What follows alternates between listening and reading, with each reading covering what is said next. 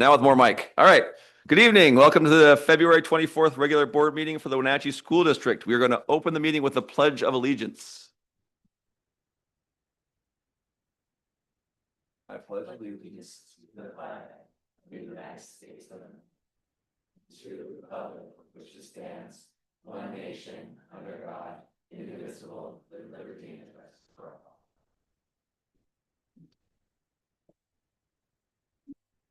Esta junta se va a cabo en inglés, pero contamos con servicio de traducción. Si alguien gusta hacer un comentario público o recibir explicaciones en español, por favor, indique su necesidad. All right, we're now going to work through the agenda. Board, are there any proposed changes or modifications to the agenda? All right, hearing none, we'll move on to the consent agenda. The items on the consent agenda were sent to the board and posted online last week. The board has had the opportunity to review the materials and ask the superintendent any questions they have about any items on the consent agenda. The consent agenda for this meeting includes the minutes for the 2/10/26 regular meeting, vouchers and payroll, personnel report, field trips, December financial report, and the February enrollment report. Do I have a motion to approve the consent agenda? I move to accept the consent agenda as presented. I'll second. All right, has been moved by Mark and seconded by Julie. Any discussion? All right, all in favor of adopting the consent agenda as presented, say aye. Aye. Any opposed? None. All right, motion carries. We're going off to bright spots. Corey. Excellent. Thank you very much, President Jackson. Our Bright Spots moment at each board meeting gives the school board of directors and I the opportunity to highlight a celebration in the district and honor the great work and educational experiences that are happening. We have a lot tonight, so we're excited about that. Thanks everyone for being here. But I think we need to start off with a Foothills Middle School ASB update. So let's get the Foothills team up here. Thanks for being here, everybody. Come on up and join us here at the podium. Yeah, they're here. We've got you right up here at the podium. Oh, look at that. You brought a little board. This is great. Someone may have to hold it. And you can trade off and on. Foothills, thanks for being here. Oh, look at this. You have your matching shirts on. We love this. I'm the president of Foothills ASB. I'm the vice president. I'm Brielle Rainbow. And I'm the treasurer. I'm Caden McCarthy. Okay, so one thing our ASB got to do this year is we got to go to a summer camp ran by the AWSL program. And this camp was a lot of fun. We got to learn so much through this camp. We got to learn how to communicate with our peers. We got to learn so much through just so many leadership skills, and we were able to bring these skills back to our school.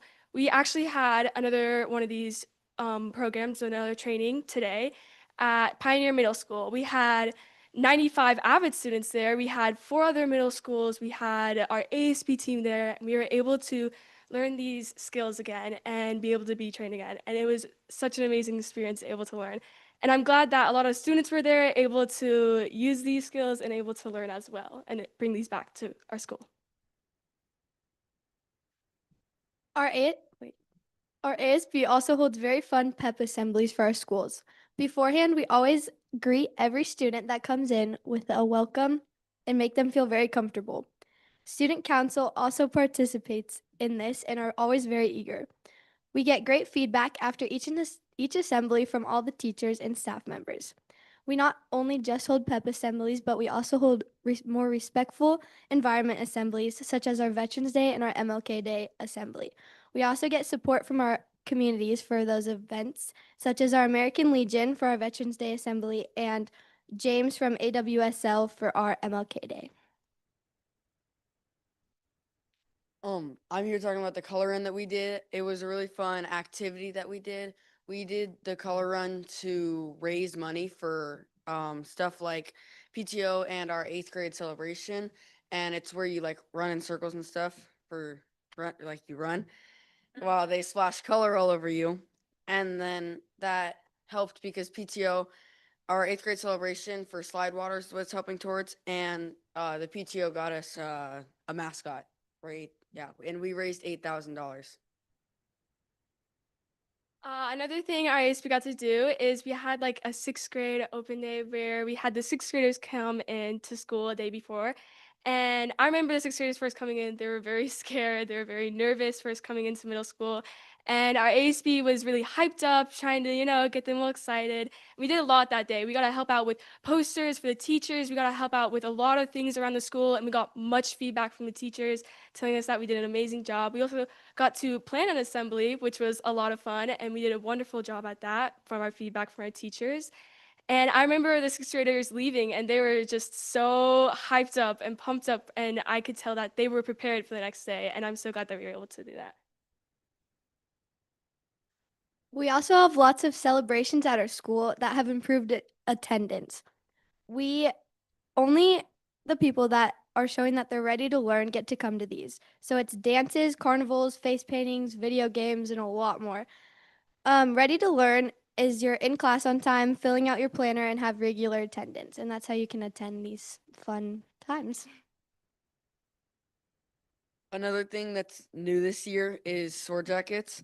There's one per month, and we give them out every quarter.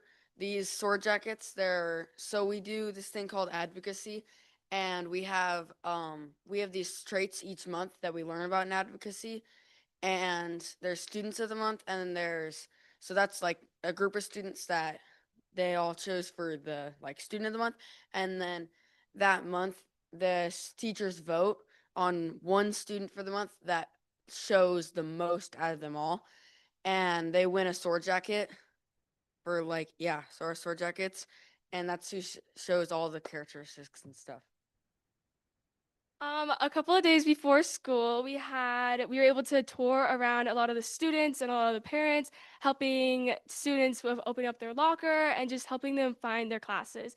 And this was a lot of fun, and I'm happy that the parents, they were very impressed with our professionalism and our maturity, able to just show like how we ASB can help the school around. And a lot of the students, again, were feeling prepared before school, and we were just able to help our peers around the school. Any questions?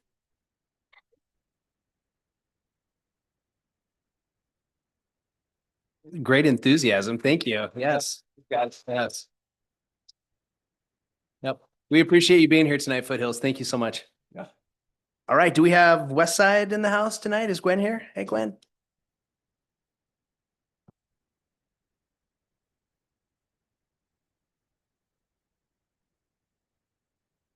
As you said again, my name is Gwen Costello. I am the Vice President of Leadership.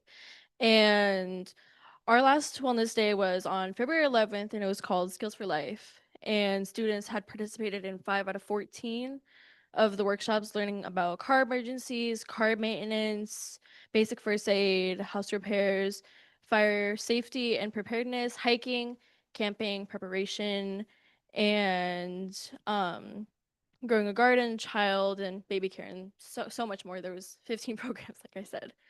And it was a big thanks to Randy's Towing, ASAP Plumbing, Cafe, Bike Co-op, Les Schwab, Teams Learning Center, Wenatchee Valley Fire Department, Roxy Allen, Wenatchee Valley College, and several other Westside staff members.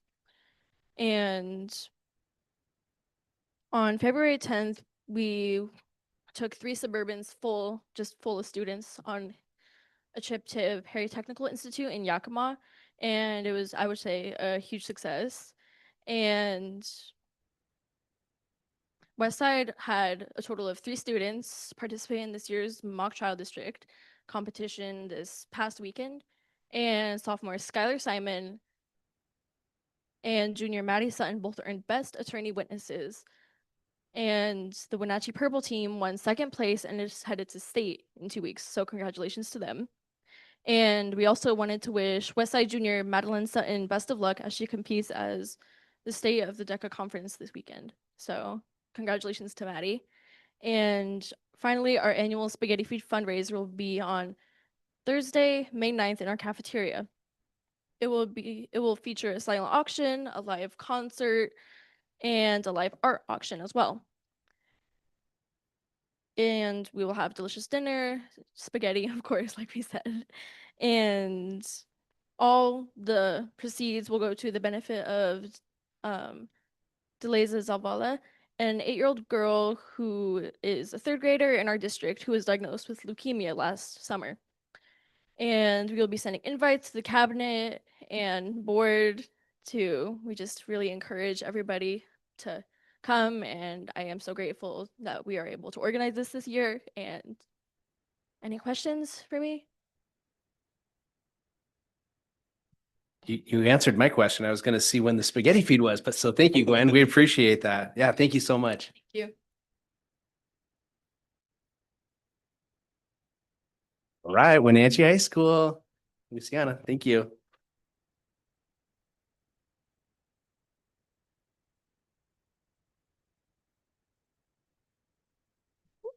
All right, good evening, everyone. Thank you for having me here tonight. This past month has been an exciting and meaningful one for the students at Wenatchee High School, with many opportunities to show our Panther pride while also giving back to our community. On February 10th, we hosted the annual Litter Box Game, a longstanding competition between Wenatchee and Eastmont, where all proceeds collected were donated to Ella, our Make-A-Wish beneficiary. Our spirit coordinators planned multiple fundraisers leading up to the game, helping build excitement and encourage student involvement. A fan favorite was pieing administrators during our pep assembly, which brought a lot of energy and laughter to the event. Although we did not bring home the litter box trophy this year, we are incredibly proud of our students for showing up, supporting one another, and representing Wenatchee with pride. In total, Wenatchee and Eastmont raised a little over $13,000 together, making a real impact beyond the game itself. This month, we also hosted another important annual tradition, the Janice France Talent Show. This event provided students with the opportunity to showcase their talents in front of their peers while also earning awards and recognition. It was a fun and memorable night, and our activities coordinators worked extremely hard to ensure that everything ran smoothly. Through this event, we raised $2,900 for our beneficiary, Rodrigo, further reinforcing the importance of supporting members of our own school community. In addition to these events, ASB also supported a creative and fun idea proposed by the junior senators called Build a Bouquet. Through this fundraiser, students were able to build their own bouquets by purchasing individual flowers for 50 cents each. The event was very popular amongst students and encouraged participation amongst all grades. The event, all proceeds from Build a Bouquet are going towards prom, helping the event become more accessible and more memorable for everyone. Events like these create opportunities for Wenatchee High School students to be a part of something bigger than themselves and to work together toward a common goal. In addition to these events, throughout the month of February, we held 3 morning meetings and 4 Senate meetings, where student leaders collaborated, planned upcoming activities, and continued advocating for the student body. Finally, these experiences reflect dedication, leadership, and the school spirit of Wenatchee High School students. We are proud of the culture we are continuing to build and appreciate the ongoing support of the board, staff, and community in helping us provide meaningful opportunities for student involvement. Do you guys have any questions for me? Doesn't sound like it. Thank you so much. We appreciate it. Excellent updates. Always fun to have our high schools and a middle school. That's been fun. And we have representatives here from our play, spring play, the importance of being earnest. So thank you everyone for joining us. And is there a scene or something that we're gonna? You can do it wherever you want. Yes, just tell us what you need. This is great. Thank you so much. Thank you, Paul, for bringing everyone. Appreciate it.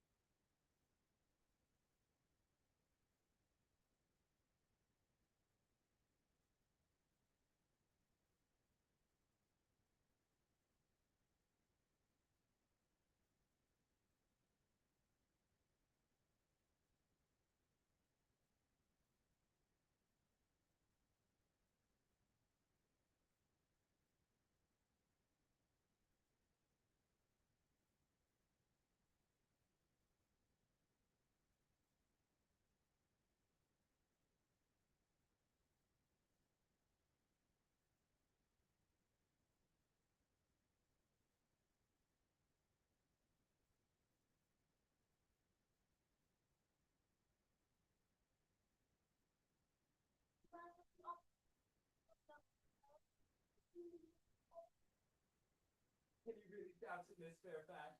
I have the greatest of doubts upon the subject, but I intend to crush them. This is no time for skepticism.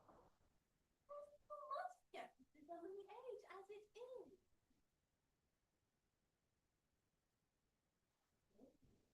What's that topic? Professor Mr. Webbings? That's the self-principle. And quite satisfied with what you're supposed to say. This is where the man inspired and how please pursue the team.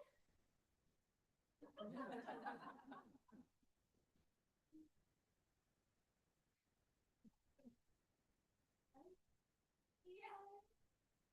I mean, proof would have forgotten. There are principles at stake that one cannot surrender. Other, if we don't speak at the same time. An excellent idea. I often speak at the same time of the people. Will you take the time for me?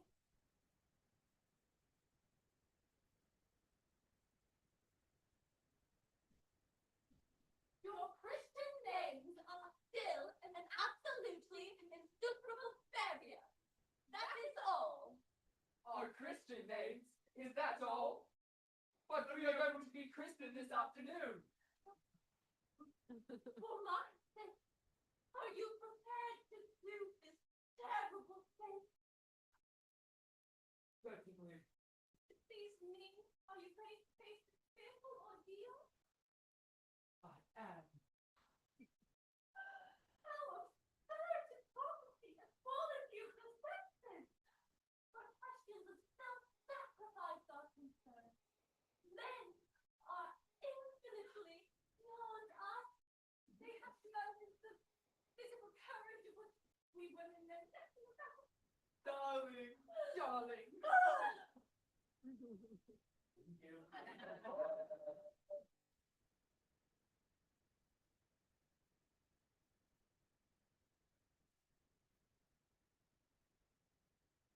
Wonderful, excellent. And are we, tickets are on sale now? At whspresents.com. Perfect. We open, first weekend is the 12th through the 14th, and the second is the 19th through the 21st. Yes. Wonderful. Well, yes, definitely. Thank you. Thank you.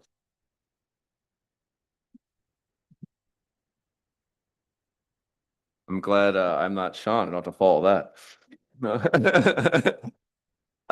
Kim, do we have any public comments? Citizen comments? Okay, we're on special presentations. Corey, back to Okay, you. let's do this. Okay, reflections from our PLC at Work teams. Please welcome Eric Anderson, Executive Director of Learning, Teaching in Schools, and a host of colleagues and supporters here amongst the audience. Thank you.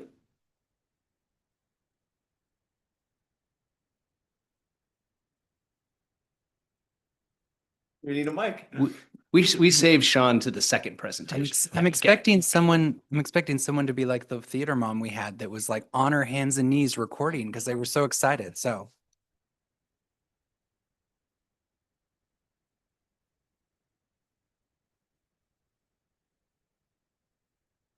and maybe a parasol would help.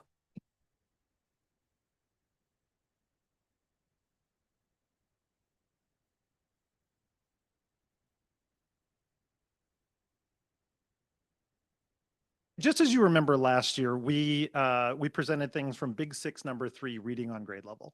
And this year, our team is going to present information on Big Six number 4, which is our algebra ready. So that's really what we want to have the opportunity tonight to share with you. And you're going to see this from, excuse me, multiple perspectives as we go through things. So again, what is our strategic plan Big Six outcome number 4? It's students will be on grade level or beyond by 8th grade in algebra. And so typically we look at end of the year measures. You're very used to seeing those things, the iReady scores, our SBA math scores. And tonight, really what we're going to focus on is kind of more of the progress monitoring measures. So what does that look like from kind of a more day-to-day action plan in our building? So our common formative assessments, Again, you can think of this maybe as a unit assessment. Again, many of them are broken down by standards as well at the elementary level. So we're going to take a look at those. We're really going to dive a little deeper into that work specifically. And we're going to look at it from a varying, kind of various different outcomes. So we're looking at it from the perspective of our district instructional leadership team, our principal and learning improvement teams, and then our teacher PLC teams. And you had an opportunity during the board workshop last month to really kind of dive in and see what that looked like at the PLC level. So we're gonna share some of that, but you're gonna hear more from kind of building and lit teams, like what they're doing. And if you remember last year, we really we had everyone up here presenting by school. We're taking a different approach today. So we're gonna have people representing the elementary team, the middle school team, and the high school team to kind of summarize things instead of going building by building. And then again, these are our collaborative teams. You're familiar with this, as the school board and superintendent, you set that vision. We have our strategic plan, and then we have our district and instructional leadership team, our school level principal and lit teams, and then again, our PLC teams that sit at the school level. And again, we're going to start with our district instructional leadership team. So they're going to step up here. And our great team of learning and teaching. My throat is dry, so I'm not getting emotional right now. I mean, I am emotional, but it sounds like I'm really breaking up over this. And it's like, my gosh. But I'm going to invite Amber up and our learning and teaching team to dive into the next level. So thank you again for having us this evening.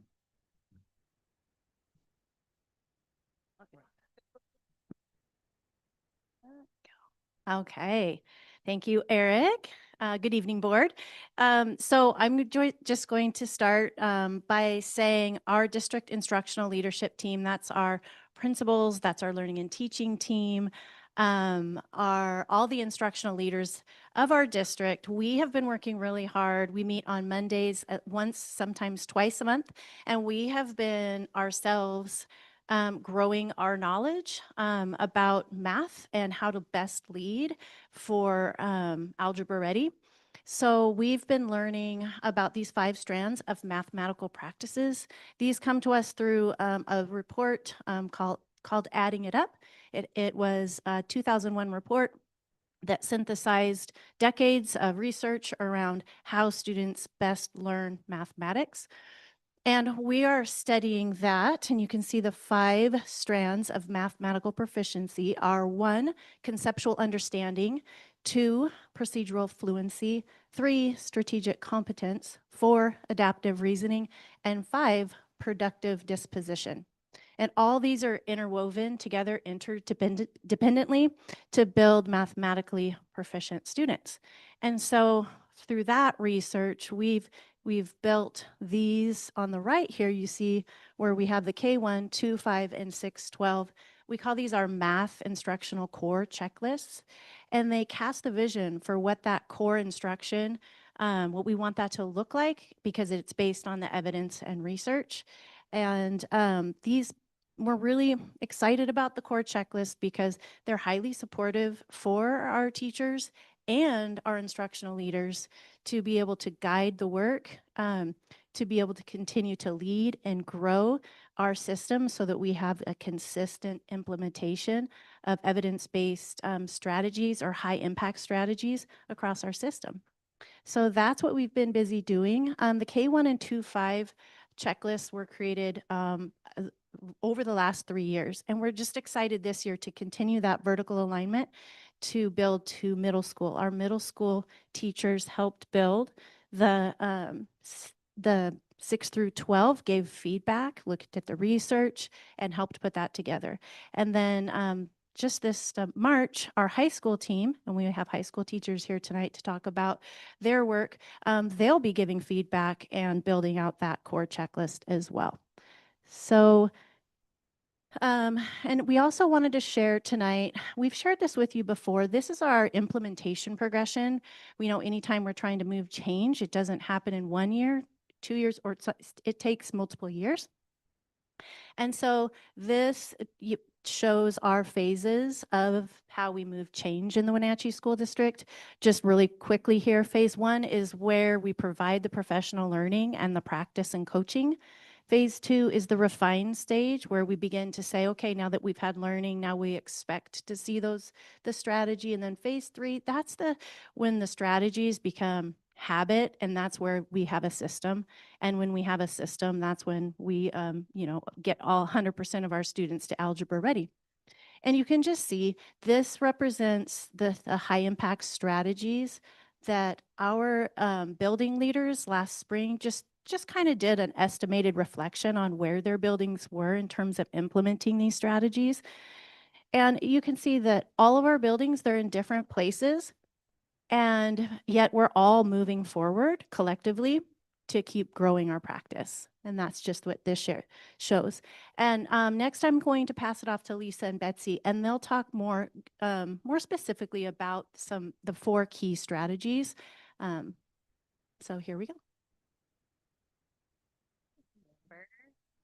All right, so within the core checklist and throughout that implementation progression, you'll see our 4 high impact instructional strategies. So those 4 which you've seen in classrooms or we've talked about or shared with you before are number talks, our explicit fact strategy instruction, concrete representational and abstract instructional sequence, and the 3 reads math language routine.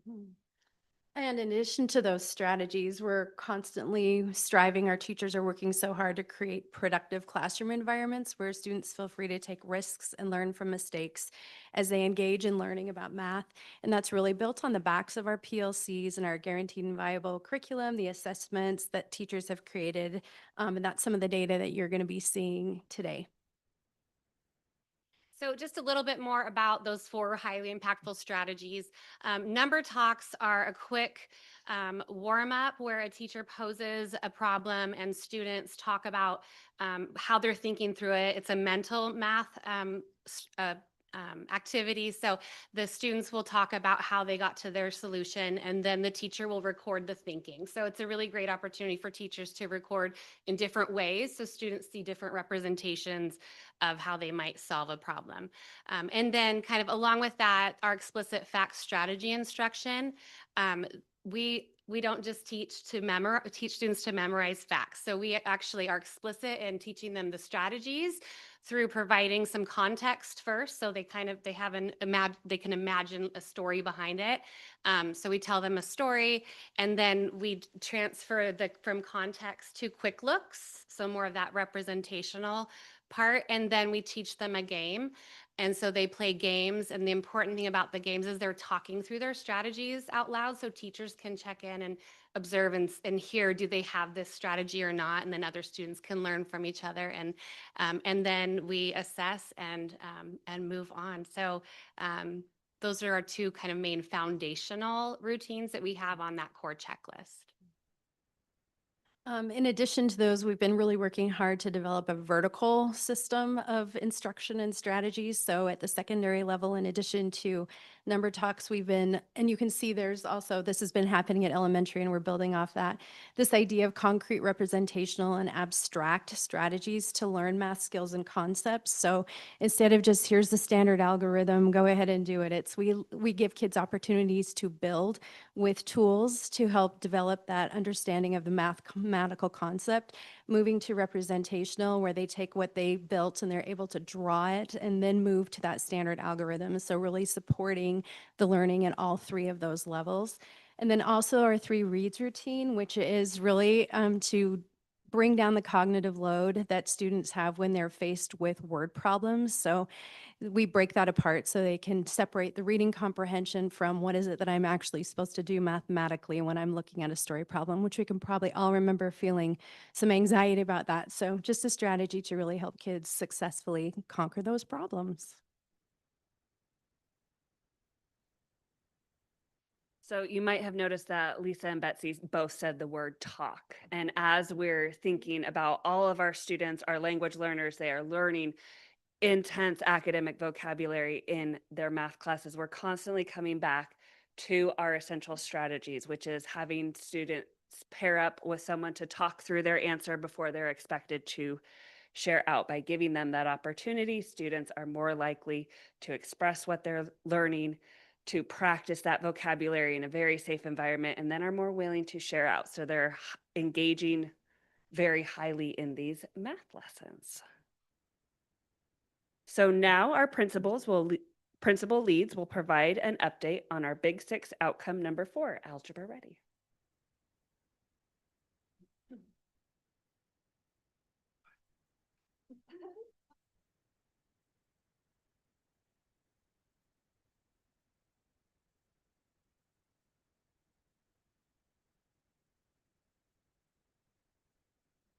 Hi, board.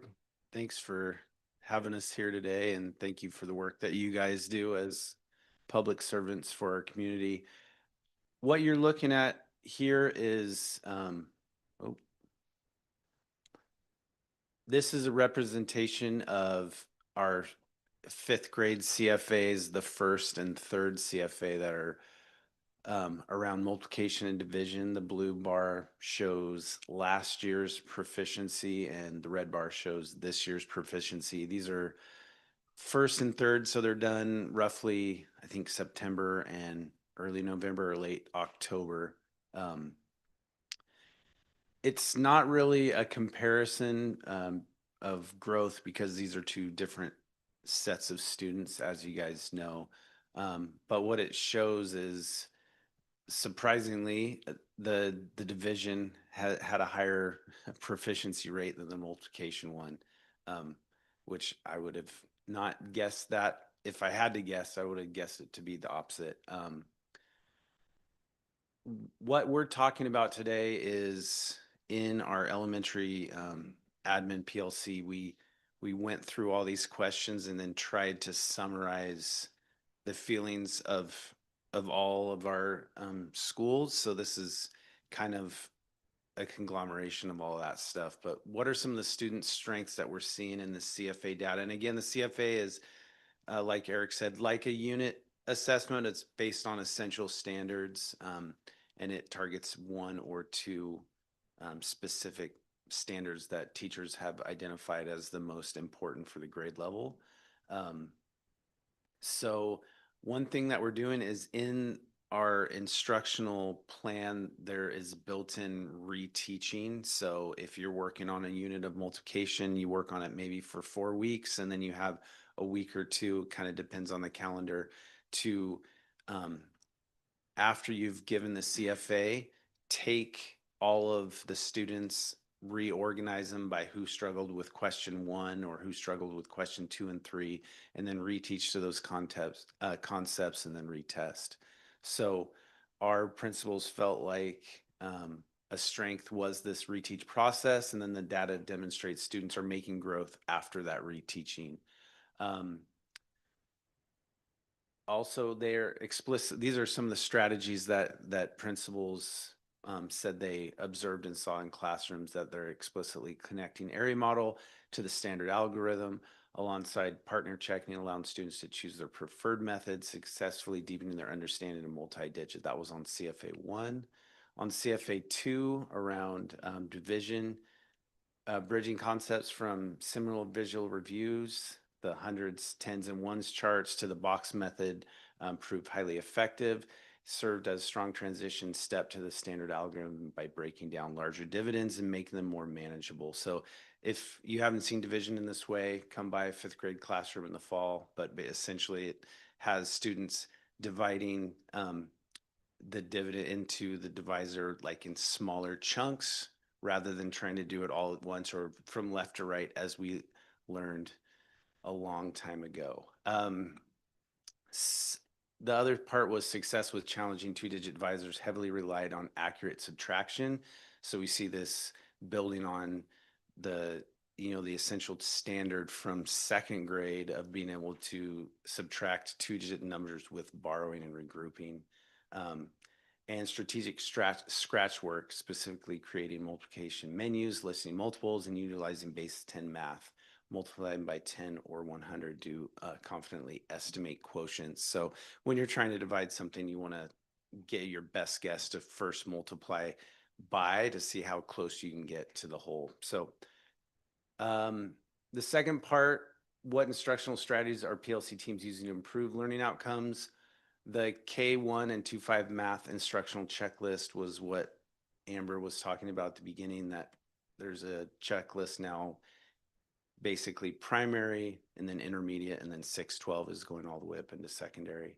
But we see a lot of anchor charts. Those are important concepts that stay up on the wall so that students can revisit strategies or possibly vocabulary that go with the work. Partial products, standard algorithm, area models, and writing numbers neatly in columns and rows was something that people or schools identified as what are strategies that have improved the outcome. Some schools gave additional time for this unit, which was helpful, and being flexible, students were able to choose their own strategy to use. What are PLC plans to provide reteach and or extension? Teacher using 3 to 5 days for reteaching. Some schools are supporting students in the homeroom with intervention specialist support. Some schools are regrouping, providing intervention times.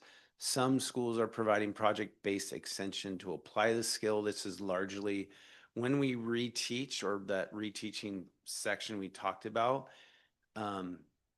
A lot of people would ask, what do we do with the kids that get all threes or have passed every section? So the idea here is they are also grouped into their own individual by skill by scholar group, and they are applying those essential standards through extension work. And a lot of that is kind of real world problems and word work around that kind of stuff. But our curriculum has a lot of that extension work that we don't often get to in our tier 1 instruction. And some are providing more complex strategies for students who have met proficiency.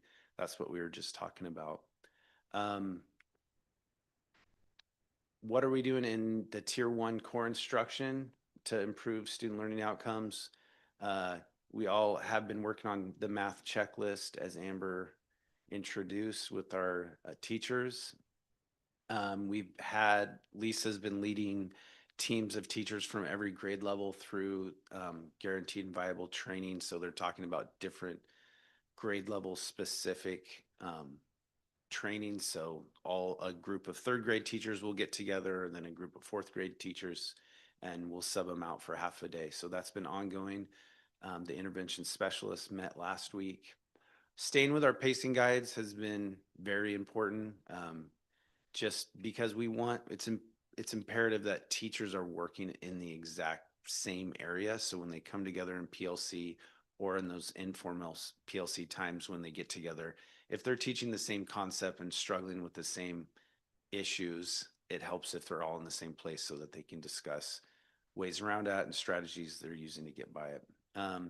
Basic fact routine implementation is another thing that we're using in our tier 1. And then implementation of the 3 reads protocol.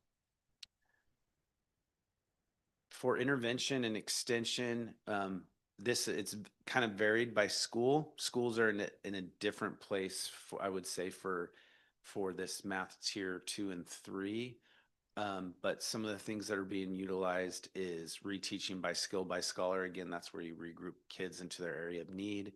Utilizing our IS staff, scheduling time in the master schedule for math intervention. That's the first step, is having a space in the master schedule for it. And some schools are utilizing the Bridges math intervention curriculum. I think that's the end for me. Questions? All right. Wait, I have a question. Yes. I mean, it's just amazing because even I was still learning with like the basic borrow count. What are we planning to do with parents to help them understand this so they can help their kids at home? I assume something. Well, there are our math units have like a parent letter for every unit, but I would say this is it's challenging because a lot of the way that math is taught is very different from the way a lot of parents learned it. And a lot of people have clung on to the procedural way that they learned. You just follow the routine and you get the magic right answer or not, as opposed to understanding conceptually what you're doing. And a lot of those, I mean, a lot of those strategies I breezed by, but they probably didn't mean a lot to you. But if you go back and talk about things like, let's see here. So we're talking about stuff like the box method. We're talking about multiplication menus. We're talking about utilizing hundreds, tens, and ones charts and base 10. All of that stuff is, I think parents do have a hard time helping their kid with, because they're like, that's not how you do it. You just divide into the 1000s place, and then the hundreds place, and then the tens place. And kids are like, no, actually you can break it up into 6 chunks and do, in smaller bites. And parents are like, well, that's, so it's a good question, Carolyn. I don't know the answer completely, but our curriculum does provide family letters that you can send out every unit. Yeah, so I was just going to give some of my experience on the parent side feedback, because I actually have a 5th grader right now too. So first, if they don't have a sibling that can help, I don't even try. I have learned that between what I learned back in the day and the philosophies behind math have just changed so much. And I appreciate our teachers sending either very straightforward homework that is just repetition of what they've been doing in class at home, and being very open and accessible if there are issues or struggling, being able to reach out and work with them in the school. So I have felt that it takes a lot of the pressure off the parent, kind of understanding that things have changed. And if I even try and muddy the water, I'm doing worse. And I dare not say, use AI or Google it. I just say, ask your teacher. This should be similar to what you've been doing in class. The worksheets are pretty friendly. Like I said, we have the benefit of an older sibling that's kind of been through some of it, but 9 times out of 10, we're like, we'll write a note to your teacher, have them work with you, and it's been great for us. So. And as a person with a 4th grader, I would say that there's been a lot of Googling it and then say, is it like this? And then it's not like that. But then we get like, mastery involves teaching as well, right? So when my student can calm down and sit back down with their snack and then explain to dad why they're wrong, we've gotten to a place where I'm learning 4th grade math. But yeah, there's a lot of tools that you guys are giving them, not only for math, but also for social emotional learning, so they can take a deep breath and be like, we need to leave this conversation now, and we'll talk about it later, or mom will come. But the internet has been a great resource, but I think that teachers have done a phenomenal job of giving the students different strategies, because I've found my 2 students learn in very different ways. And so leaning on different strategies has been really helpful in the Jackson household.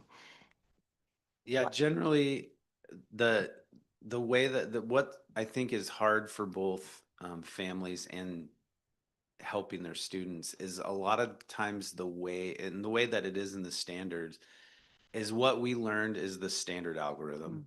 And that's generally the last thing presented after we've developed all these strategies to break this down in a lot of different ways before we say, okay, stack up the digits like we did back in the day. And, some kids do prefer that way.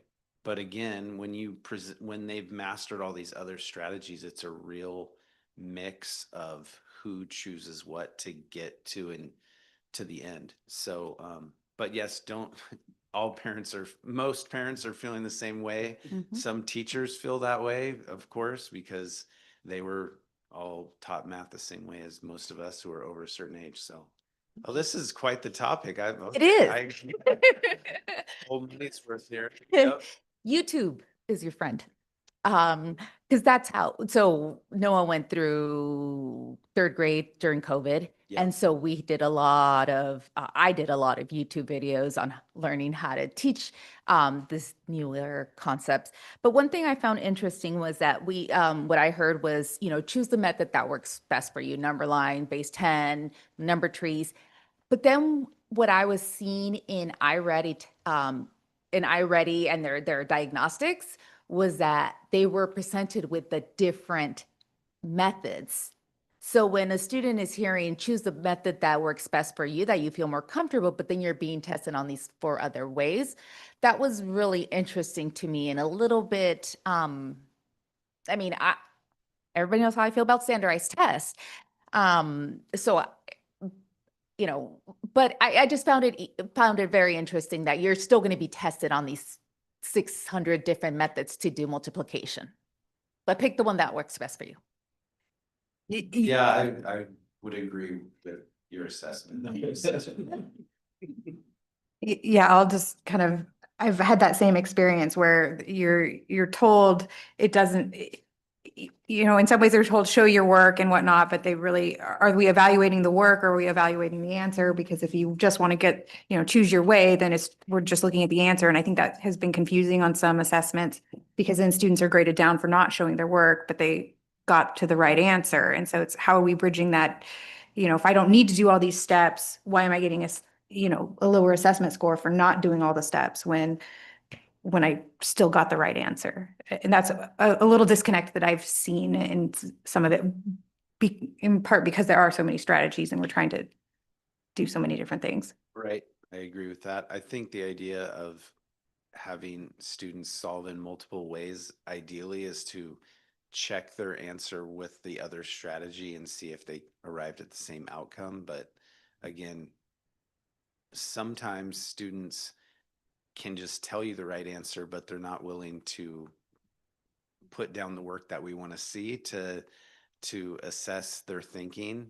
And that's where someone was talking about number talks, and a lot of that is best done verbally, and generally we start off tier 1 in math instruction at elementary with a number talk, or at least try to several times per week. And that's when you can really sometimes pull out that thinking of a student that doesn't want to represent it with a paper and a pencil. But it's that strategy I think is integral because it provides a really low bar for people to enter into the world of mathematics if they don't feel confident. And if when you board members are doing a walkthrough, if you ever have an opportunity to see a math talk, it's supposed to be about 5 to 7 minutes. And I think it would be fascinating for you to watch a group of students do that in the classroom.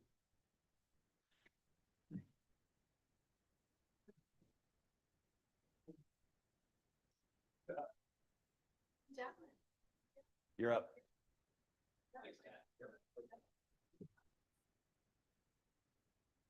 Good evening. At the middle level, we're going to focus in on 8th grade. So the data up here is from our first formative assessment this fall, first quarter. And we're excited at the middle level across our 3 schools. Last year, we had 39% of our students meeting proficiency on that first assessment. And this year, we had 60% of students meeting proficiency. We know it's a different group of students, but we feel like this is the cumulative efforts growing in our system, the work that's being done throughout our system. So seeing 60% of our students meet proficiency showed quite a bit of growth for us. So we're excited about that. This standard focuses on solving one variable equations. So, you know, our professional learning communities come together to discuss and analyze all of the assessments that we give to our students. Similar to our elementary colleagues, we are providing reteaching and opportunities for kids to retake the assessment if they didn't meet proficiency the first time. Similarly, we are also providing students an opportunity to extend and to earn a level 4 beyond proficiency. We've got some kids that know this standard and are ready to show us how they can apply it in real world problems in a level 4. One of the exciting parts about our teachers coming together after an assessment is to really analyze what are the student strengths. Based on our instruction, based on this lesson, where are kids excelling? And so, for example, in this first assessment, our teachers were able to recognize that students knew how to apply inverse operations. They were using the distributive property. They knew how to combine like terms. These 60% of students who met proficiency showed their work. They were able to justify their thinking, and they were successful in navigating multi-step equations. So it's important for our teachers to spend that time really analyzing where our students, where are we getting it and where do we still need to grow. It's also important in those meetings that we're monitoring our different subgroups. I know this board has asked a lot of questions over the years about our multi-language learners and how we're serving students that are served with an IEP. And so our teams are very intentional of just segregating the data to see, are we meeting the needs of all of our learners, including those two subgroups? Obviously, we want to reach 100% of proficiency, so we also have conversations on how are we going to improve our learning so that all kids are meeting proficiency, so they're all algebra ready. So in our Tier 1 instruction across our 3 middle schools, we've reflected on what we feel are our instructional strengths and those essential strategies that we've been talking about for the last few years. We have those happening in our classrooms. There is explicit academic vocabulary and discussion happening in all of our math classrooms. And we are beginning to incorporate those number talks that we've been hearing about.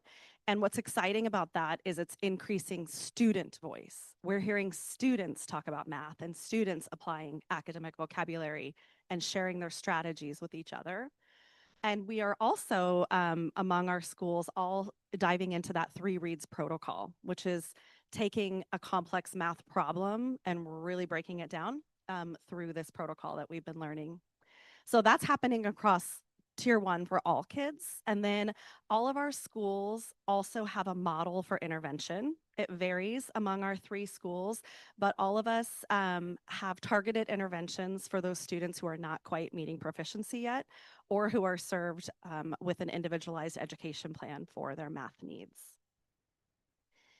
And we also wanted to talk about how we're accelerating in the middle school. So at 8th grade, most of our students are enrolled in 8th grade math, but across our district, we have 121 8th graders who are currently enrolled in algebra. So that is exciting that we have an accelerated pathway for students who are ready for it.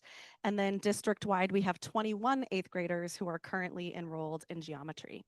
So that's out of 489 of our total students. So that is what is happening in 8th grade math across our district. Do you guys have any questions about 8th grade or middle school? Do they have to choose between algebra or geometry? How does that decision get made? It's based on data. So we will look at students generally as they're coming into 6th grade, they can begin a 6th grade accelerated pathway. And so depending on where their data, what their data looks like, we will place them into an accelerated 6th or accelerated 7th. And then it goes to algebra and then geometry. So the kids that are in geometry already took algebra. Yeah. Yeah, as 7th graders. Great, thank you.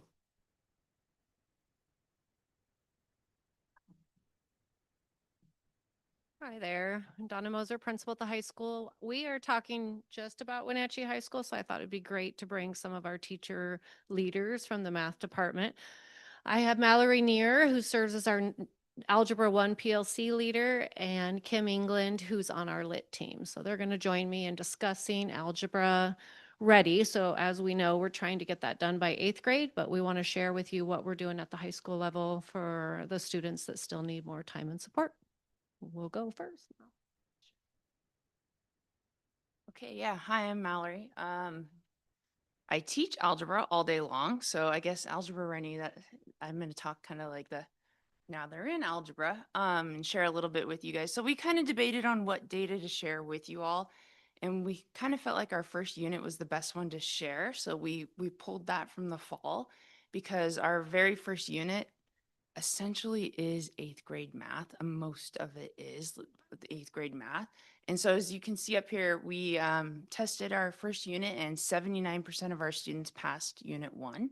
And then we thought it'd be kind of cool to compare that with our semester results. So we looked at who actually passed first semester algebra, because we just finished first semester at the end of January. And interestingly enough, 79% of our students also passed algebra. So what that told us is if a kid is showing up algebra ready, guess what they're doing? They're passing algebra. So that was very logical. So that's good. That's a good thing to kind of see. We also put some numbers up here just to share that there are kids showing up that are already done with algebra coming out of middle school. So we have 85 students currently in geometry and 24 students who are taking Algebra 2. All of those students are passing those courses at this time. Most of them with A's and B's is what that looks like. So I guess what we can say from the high school level is if kids are showing up ready, then they're succeeding and they're doing really well and they seem to be doing great. So I think that's super cool. And then current realities, we thought it might be nice to kind of just share like what is happening, what we're kind of dealing with. Number one, I think this is huge. The phone policy is awesome. I mean, that alone, I personally, like, I just, huge difference in engagement. So that's that should be big and bold and like flashing up there. But and I could just end on that, to be honest. It is making a huge difference. But some of our like things we're struggling with. So the students who aren't showing up algebra ready, some things that we're kind of dealing with. We've shifted to the 6-period schedule again. So that change in schedule, we're on year 2 now, has given us some challenges with having PLC time, enough time to meet, enough time during the day. Our pacing, I think, is a huge challenge for us. We have a lot of algebra to teach and time is limited. So for those kids that are showing up that aren't algebra ready, our time to intervene is really limited. So that's where we're struggling. We're also we also put a couple other things up here. Attendance is a factor. If you look at our attendance, it is a challenge. When you miss math is a subject that builds. So you miss a day, you show up the next day and you're like, what's going on? I don't understand. And shockingly, kids aren't doing the makeup work, even though we have things on Canvas and we have things available. They're showing up and not doing that. So that's been a challenge. Attention span, we've just noticed that the attention span of our students and their working memory seems to be a struggle as well. And then current reality is AI is a thing and, you know, we can't control it, what students are using at home. So although we do send them home with work to do, I think they're coming back using AI. So that's a challenge for us as well. And then we put inclusionary practice up there, just meeting the diverse needs, focusing on our ML students, our IEP kids, all of our different kids, and just figuring out how to meet all their different needs in our 6-period day with our time, with our pacing, with our content is a challenge, truthfully. But yeah. Kim? But we definitely have seen some growth. And so we're excited.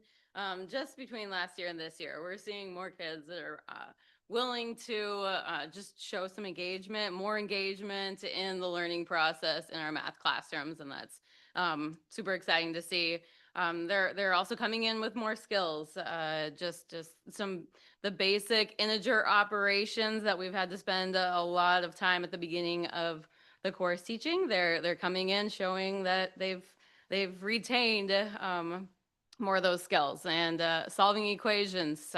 This is the fastest year I've been able to make it through our unit 1, just kids showing up with some of those equation solving skills to be able to show that they are algebra ready, and being able to graph points, graph lines. We know they're practicing those things, and so it's good to see that coming together as well. Instructional practices, strategies that our PLCs are using. We're working on those. We've got common pacing calendars, and we're checking in every Monday with each other to kind of see where we're at. We've got common assessments as well that we're utilizing so that we can be on the same page there as well. And we're able to meet and talk about kids that are struggling with different concepts, talk about different strategies that we're seeing be effective in our own classrooms, and being able to share that with each other during our PLC time as well. We've got lots of different accommodations that we offer kids. So we've got every kid in Algebra 1 can use a note card, a 3x5 note card, just to give them a little bit of confidence that they've got some example problems they can kind of look at as they're doing their tests. We've got extended time. We've got small groups in different locations for some different testing settings.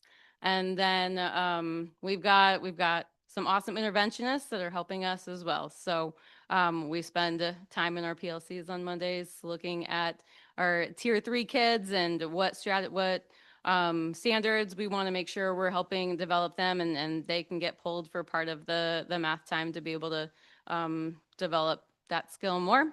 And we've got a math specialist that's also able to pull groups, both ones that are for kids that are struggling with a certain concept, and then kids that we want to excel and be able to extend and move ahead. So we're able to utilize our math interventionist quite a bit too.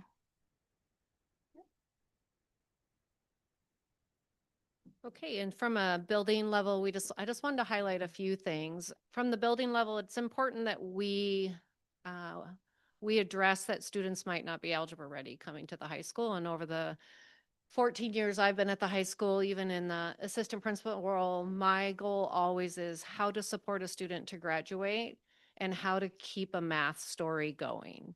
So if you're coming in and you're still not feeling comfortable algebra ready, how in 4 years can we get you to the pathway that you want after high school? So we do a lot of work to make sure we have courses available for students who need more time and support past that 9th grade year. Our math team offers a Bridge to Algebra 2 class, which allows a student that maybe struggled in Algebra 1, but kind of skimmed by, got through geometry, still wants to go to a 4-year or start in college at college level math. We have some safe havens for them in that manner. Same thing with Westside. We do our best to get students ready if they plan to transfer to Westside to get their algebra and geometry done, but that's not always the case. Westside has some great options for students who might learn in a different, more smaller environment to get through those challenges. We do put some of our high poverty money, of course, into this goal. We have a math interventionist that's funded from that. We work directly with Learning and Teaching and beg for their time to help make sure our teachers have time for the guaranteed and viable to sit and really collaborate around the day-to-day management of those students. We also work really hard to hire paraeducators who are comfortable in math classrooms. As you can imagine, I don't want to go in the math classroom and teach math, so don't hire me. But there are some amazing staff that we have that work collaboratively to meet those inclusionary needs for our students served on an IEP, as well as our multilingual learners. The district did help us this year. Our algebra numbers were quite high. We were able to add some FTE to try to keep those down around 25, which seems doable, but still very challenging. But we really appreciated that support. I think the biggest takeaway from the leadership team is we really are trying to focus on how to keep students in those core classrooms, those tier 1 classrooms. How do we push in? How do our case managers for our IEP students come into that classroom and help a teacher so that they get to stay with those model students that they need to learn side by side with, and then also try to target some small group pullouts. We also have 2 tutors after school, since we do accelerate math and students of all grade levels are taking all different math. We have 2 tutors in the Pathway Center that help all students after school. And I think that's it. Any questions for us? I don't have questions. I appreciate the current realities that you guys are dealing with. I mean, these are, you're talking about attention span. We all know why we are where we are, right? The short attention spans, this constant scrolling. And some of them are like that, for example, is kind of out of the control of the school district. yeah, kudos to you guys for trying to address those. I'm not sure. It's just, thank you. I mean, it's, yeah, so. Taking the phone policy though, like it honestly, like having that policy has, the engagement has gone up, the kid, you know, they're talking to each other more. So I do think it's a little bit helped with that, just because like they're like, well, not on my phone, so I guess, yeah, let's do math. Sounds like a great idea. Perfect. Thank you for your time. I just want to thank the entire team for the presentation tonight. It's sometimes, I think from the board perspective, it's sometimes challenging for us to see the lagging results that come from state assessments and smarter balance assessments. And for us to see those results at the end of the school year or when we talk about our strategic plan. But when we're able to see the work that's happening in the classroom without always being there, our learning walks are great. We get to see these situations, but it's great to see the leading indicators, that the CFAs, the work that's happening in the classroom, the growth, even though we're experiencing a lot of those on different different grade bands and different student groupings. It's just really powerful for us to see this work. So thank you for that presentation. And we appreciate everyone's time. So yeah, thank you.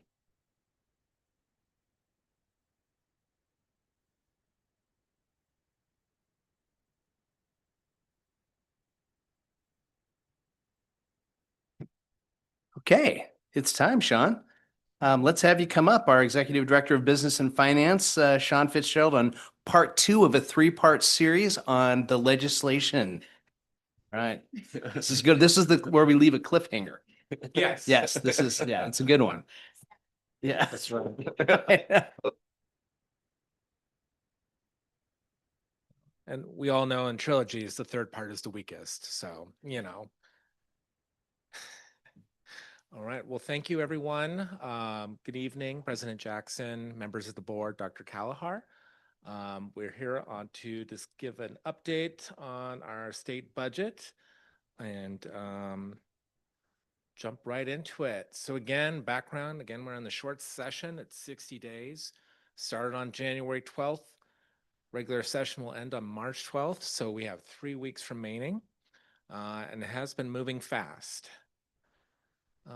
So just kind of giving an update on some of the bills. So one of the bills we were paying attention to was this SEB eligibility expansion. So essentially benefits would be extended to employees who worked 630 hours in the prior year and returned to that same type of position with any employer. So this was really going to impact, you know, for example, substitutes, substitute teachers, or year 1 employees. And there was a lot of pushback from WASA and school districts because considered this an unfunded mandate. One, because it's like you're presuming that the 630 hours has already happened, and then it was kind of unclear whose responsibility it was to track the hours of these employees. So it's like in the school district's position, it's like, how are we tracking these hours, especially if they didn't come from another, if they aren't in our school district, maybe they're coming from another school district, maybe they're coming from a different place entirely. So a lot of those questions were raised. So these bills, both in the House and the Senate, they did not pass.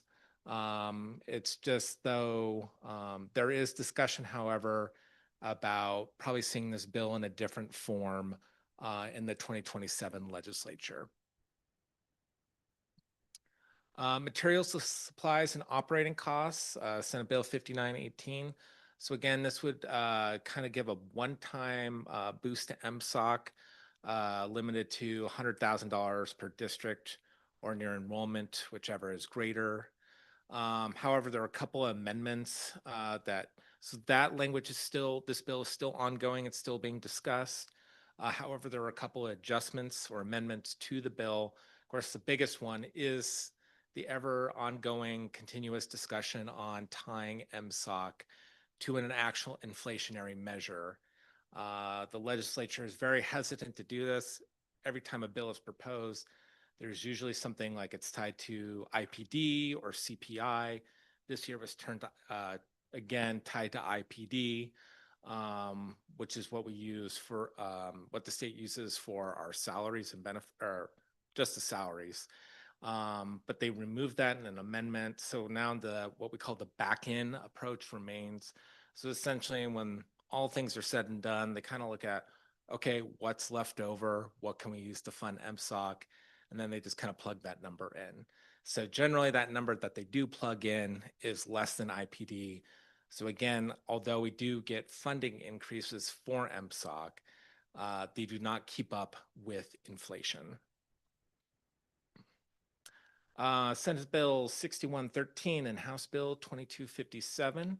So again, another bill we were paying attention to. This relates to the tax on school districts related to professional services. So this bill was passed last year. This year, WASA and school districts came back and lobbied for an exemption on these services because these were again, additional costs to school districts. We weren't paying taxes on this in the past. Now we are.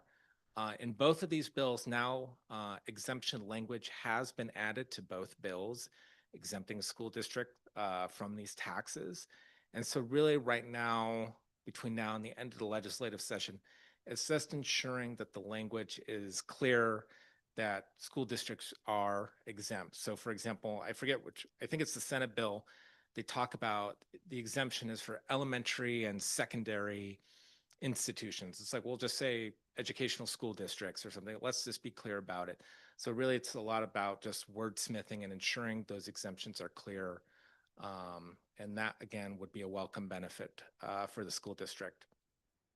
Sean, will that one be immediate or are they phasing that out over a couple years?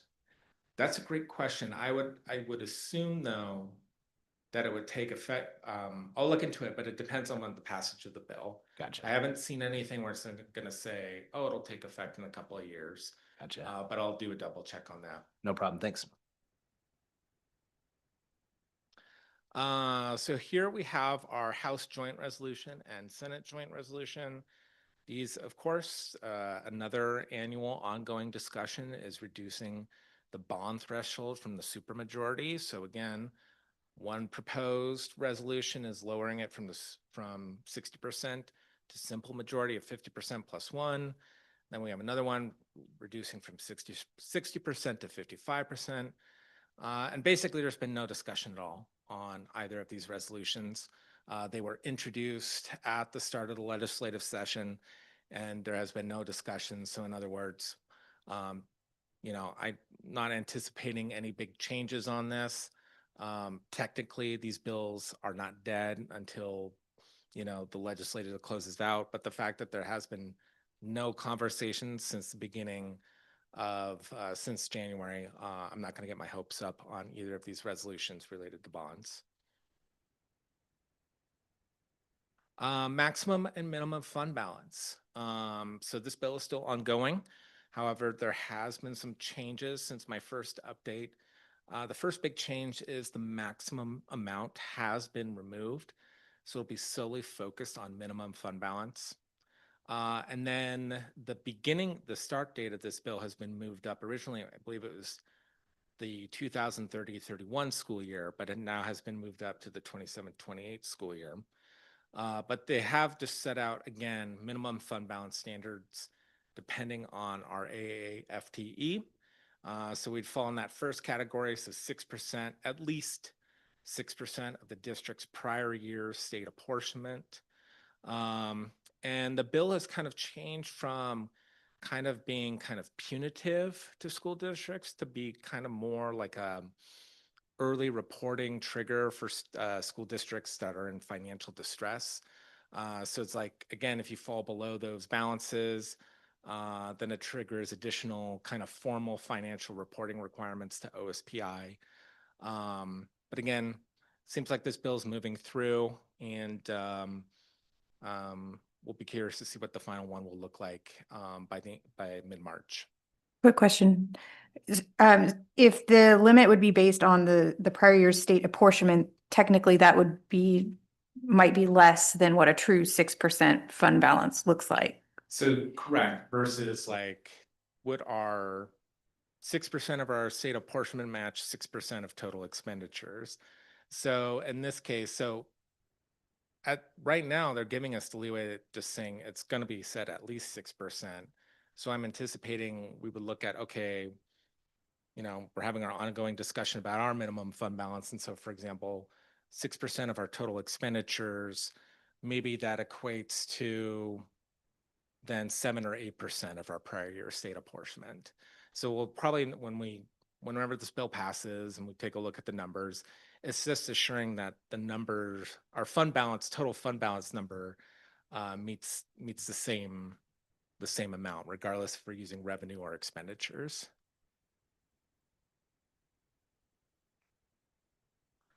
HB House Bill 2551, so maintaining financial solvency of school districts. No change to this bill. It's still moving through the process, and I haven't seen any amendments to this bill related to the sale of school property to alleviate financial distress. 2116, updating school enrichment funding. So there was a proposal to increase the levy rate from $2.50 to $3, and then also to increase local effort assistance from $1.50 to $2, which I was more interested in because local effort assistance is a nice chunk of revenue we receive from the state. Unfortunately, this bill did not pass. And so, again, it's just going to be a wait and see situation with local effort assistance. It's kind of one of those things that we're hearing talk about proposed cuts to local effort assistance. And what that discussion is relating to is that last year, the legislature provided a funding increase to LEA, but it was only good for 2 years. And they promised to come back this year and look at it and say like, hey, do we need to continue that increase? Because that increased boost was basically kind of an inflationary adjustment, but it was only good for 2 years. And so this bill was kind of addressing, hey, why don't we extend out the inflationary boost past those 2 years? And that's where it kind of stalled. And that's where it's kind of like where you hear the proposed cuts to LEA and the proposed budget savings in that respect. So again, one of those things we'll probably hear again for the next couple of years, especially as we get to 2028, and because that'll be year 3 and we'll have 2 years of that boost, and then we'll see where the legislature goes with it. Bus depreciation. So again, another discussion area where the legislator is considering reductions, and this is by just extending out our bus depreciation or our bus replacement cycle.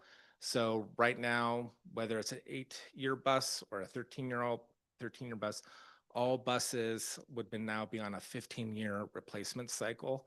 So for context, our smaller kind of type A buses, those go 8 years. Our larger buses, our type Cs and type Ds, which you generally see and make up the vast majority of our bus fleet, are tied to the 13-year replacement cycle.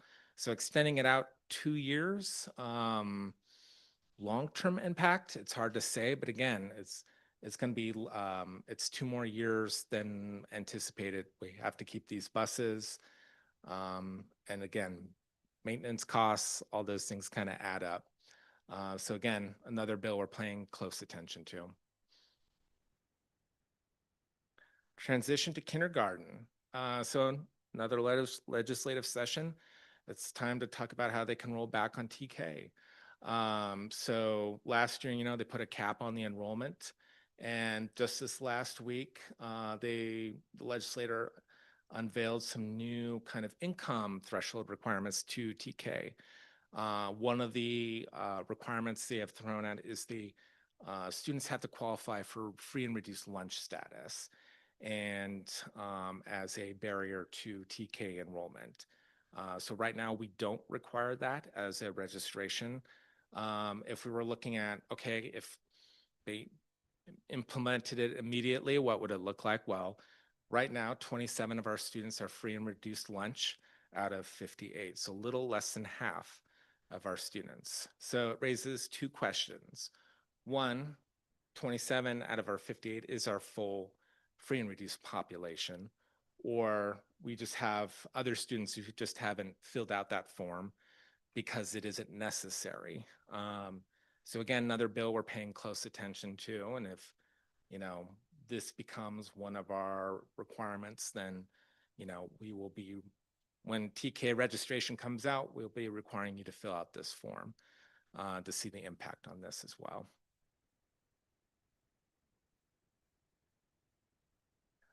Income tax. So again, the income tax on earners making $1 million or more is moving through the legislature. So a 9.9% tax on AGI above $1 million. So right now the discussion is, where will the tax revenue go? I anticipate this bill is likely going to be passed and signed, and there will likely be a constitutional challenge to it. But the fact that it's kind of moving through the legislature, I think that's going to also survive a constitutional challenge as well. So the question is kind of, where will this tax revenue, when will it take effect, and where will the tax revenue go from it?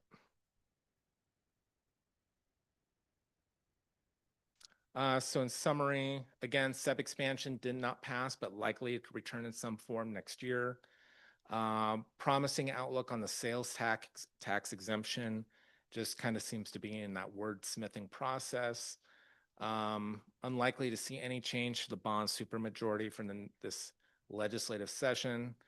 Again, keeping a close eye on the MSOC increase. Any increase is welcome, but again, it would like to be nice to see it actually tied to keep up with inflation. And then also of concern that we are still paying close attention to is those cuts or kind of restrictive requirements to TK, local effort assistance, and bus funding. And yep, so here we're on the second meeting. Next meeting will be March 24th. By then, legislative session should have concluded on March 12th. So by next month at this time, we'll have probably the legislative session wrapped up and kind of know where the final standing of these bills land. Any other questions? All right. Thanks, Sean. Yeah, Thanks, thank Sean. you.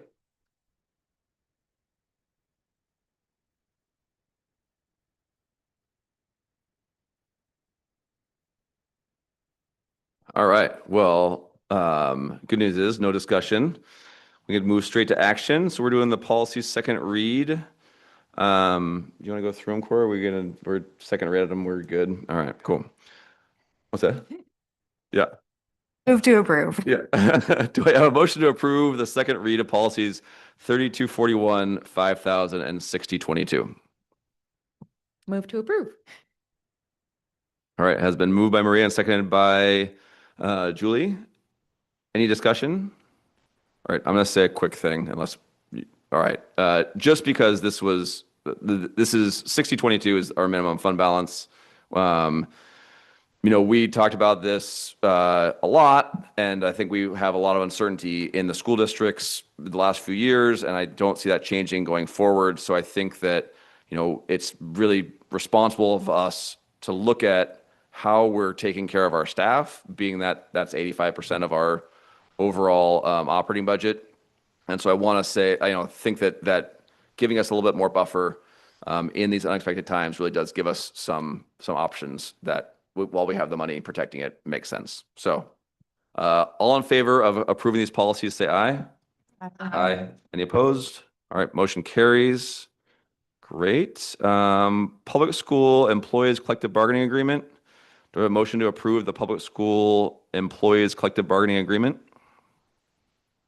I move to approve the collective bargaining agreement. All right. Second.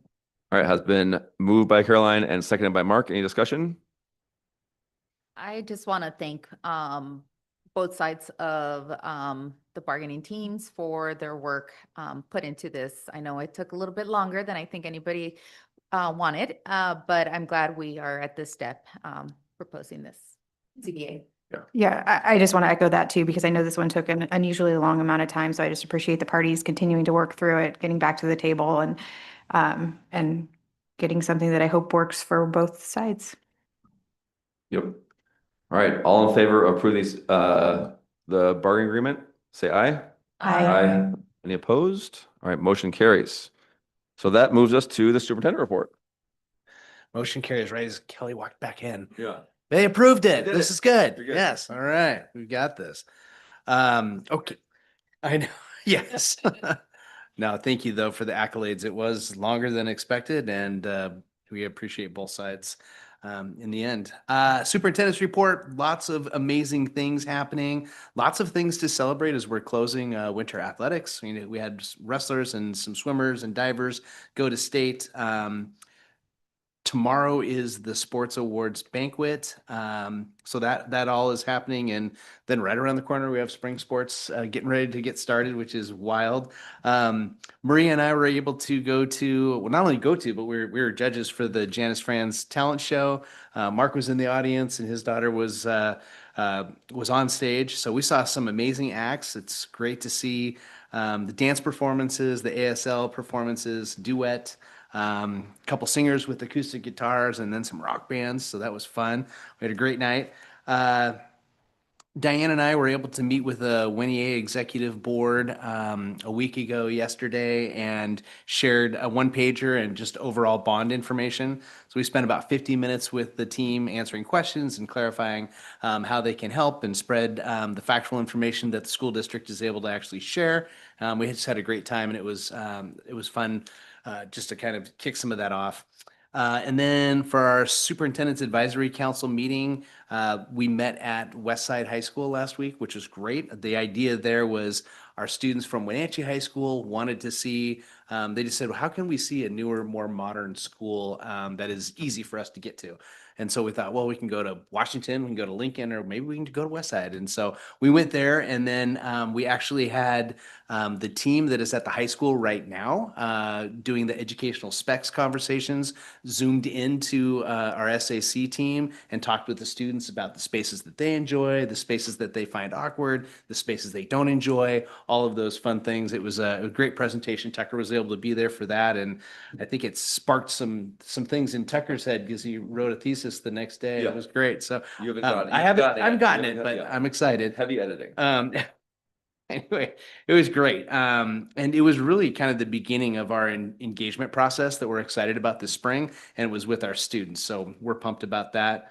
And then I was able to sit in. Diana, did you make it out to any of the Ed Spec conversations today? Yeah, 2. Okay. Perfect. And I made it to 1 as well. Yeah, it was good. It was great to sit in and hear our Ed Specs team talk with teachers, and I happened to sit in on a science conversation. So they were talking about all the things with science and lab space and storage and all of that great stuff. So it was really cool to see that. And then let's see, I'm thrilled to announce Donna Limon as our principal at Mission View Elementary. She's been serving as assistant principal the last 5 years. And has been part of that amazing culture there. So we're just excited for Donna and the staff at Mission View. And that's it. All right. Thank you. Mark, you want to start us off? I don't have a ton this week, but thanks for everyone that came to the Janice Friends. That was super fun. And I would say if anyone hasn't gone, you should go because it was a great showcase of a student-led event sponsoring other students. And it was fun to see all that creativity.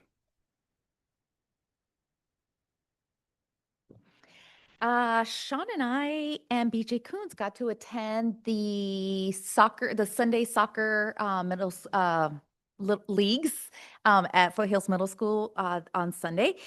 And that was my first time there and experiencing the whole setup, the teams. And I was very, very impressed. Just all the parents that were there, the amount of students, and I'm assuming their parent coaches, volunteers that are coaching the teams, and also the partnership with the local businesses for their donations of prizes. I'm assuming this all work is put in by Alfonso, Mr. Lopez, and I just want to give him a lot of kudos for creating this great opportunity for our students, seeing the turnout and the community involvement that goes into it, and of course our families. I don't have to tell you guys what sports does to our community. But what a wonderful additional opportunity for the winter months where our students are not able to be outside, burning off some steam. But yeah, I was very impressed. I was happy to help recognize the teams as their season ended. And big kudos to the district for supporting the work and to Alfonso for all the work. Yeah. Yeah. Thanks. All right, Caroline. I was busy. I've been to almost all the schools now. I'm just missing Pio High School, Westside, and Mission now at this point, I think. So headed there, 2 of those on Friday, and then had to rearrange them. But it's great going into the schools. I love chatting with everybody. I've had a couple of principals who are like, let's walk, like show me all the classrooms. Actually, when I was at Foothills, I was walking past and saw Susan Yunker teaching, and she was my 5th grade teacher. So we interrupted her class, and she gave me a big hug, and one of her kids flew out of his seat, and it was like, oh yes, middle school. I remember this. But just huge thank you to all the principals for being so open and sharing concerns and positives with me, and then, us collectively, and opening up their space. I know Mr. Allen at Foothills said that he introduced me to one of the kids as one of his bosses. And I was like, pretty sure we work for you, but that's okay. So it's nice to have such a welcoming and collaborative community. Julie. From me, just congratulations to all our winter athletes that are wrapping up their seasons. Great job for the athletic department just in general. I think they really made a big effort to get other groups involved. We saw a lot of youth nights at activities, recognizing staff, officials, things like that. And so it's really neat to see these additional things on top of everything. So you're drawing more people in. We saw a lot more band and other activities represented this year. And so I think that was a really fun environment to see. At least for sure it showed on the basketball side. And I know we were doing other efforts, wrestling and other activities. So that was a fun way to be more involved in the winter. And congratulations on individual athletes that had great seasons, teams that went further than they've gone in several years. So that was pretty exciting. Congratulations to Parker Avery for being selected Wenatchee High School's Apple Blossom Princess. And looking forward to spring sports and my high school seniors' very last season competing for this great school. So little emotional on that one, but we'll make it. All right, and I wanted to congratulate all our Math is Cool participants. We had last week was the 5th grade Math is Cool competition, and the teachers and parents I talked to were all really impressed with all the work that their kids did, and it sounded like it was a really well-run operation. So I wanted to say thank you to both the teachers and the staff that support the programs, and also to the team at Math is Cool that run the competition, because it's really cool to see there to be a final thing that we're like, you learned math really well, and now show us. So that was cool. And then jazz workshops going on right now for the middle schoolers, and it's really, again, another cool thing that volunteer Mr. Sandberg's dad started it, and it's still going. And so all 5 days, middle schoolers get a chance to meet with professional jazz musicians and learn from them. And then the pros put on a performance at Thursday at 7 in Eastmont this Thursday, and then Friday at Wenatchee High School at 7 p.m. all of the middle school students will participate in a performance. So you can go and see that if you'd like. And then Caroline reminded me, I had my last meeting last week with Mario Avila at Lewis and Clark, and we talked a lot about the dual language program. And I know that's something that we've been talking about as a district, but it really was great to see under the hood to that program and talk with him. So that was a great meeting. So that is our regular board meeting time. We have an executive session. We're gonna 15 minutes. Is that? So the school board now recess into executive session for 15-minute period until 7:51 to evaluate the qualifications of an applicant for public employment or to review the performance of a staff member. pursuant to district policy number 1410 and RCW 423110. This discussion will be closed to the public. The school board is not expected to take final action following the executive session.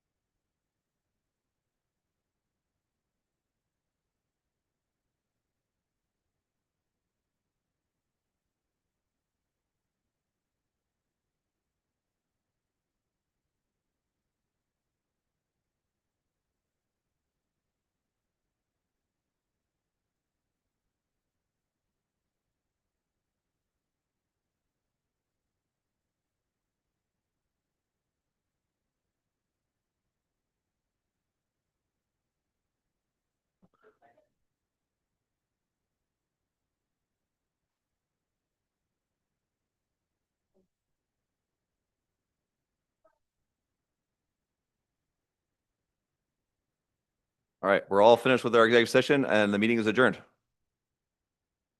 Thanks.